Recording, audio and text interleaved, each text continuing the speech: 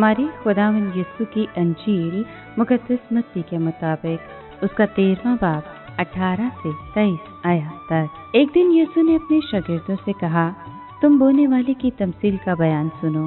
जब कोई बादशाही का कलाम सुनता है और समझता नहीं तो शरीर आता और जो कुछ उसके दिल में बोया गया था ले जाता है। ये वो है जो राह के किनारे बोया गया था। जो पथरीली जमीन में बोया गया वो है जो कलाम सुनता और फल फूल खुशी से कबूल कर लेता है, लेकिन अपने अंदर जड़ नहीं रखता बल्कि आरसी है। और जब कलाम के सबब से मुसीबत या जुल्म बरपा होता है तो वो फल फूल ठोकर खाता है।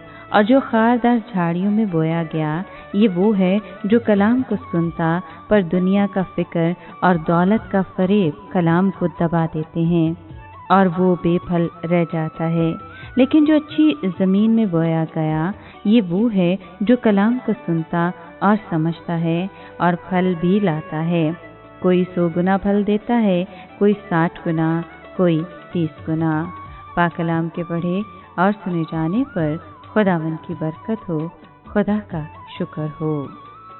अजीज दोस्तों, यीशु के शागिर्द दिल से यीशु मसीह की बातों की कदर करते थे, इसलिए यीशु ने उनसे कहा कि तुम्हें आसमान की बादशाहत के मुकद्दस राजों को समझने की सलाहियत दी गई है, लेकिन इन लोगों को ये सलाहियत नहीं दी गई।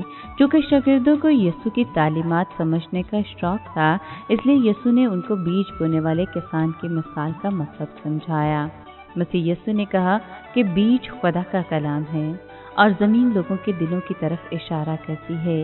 ये मालूमात इस मिसाल को समझने के लिए अहम थी।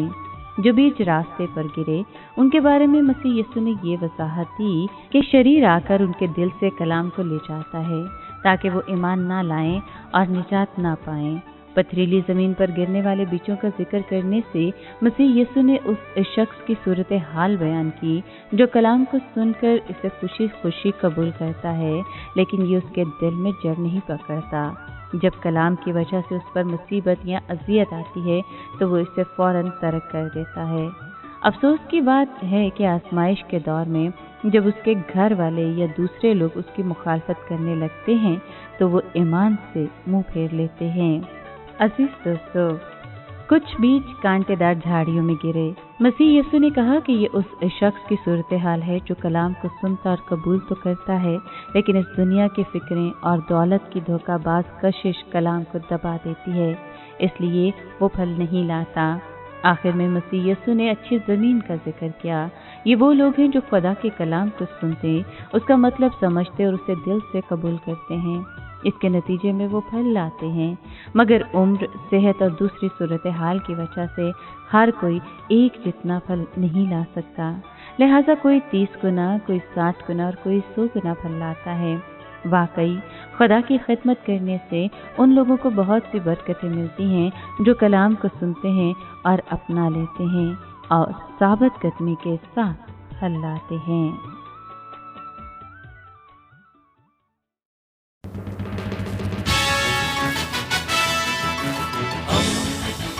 दोस्ती का पैगंबर, रेडियो वेरितास एशिया।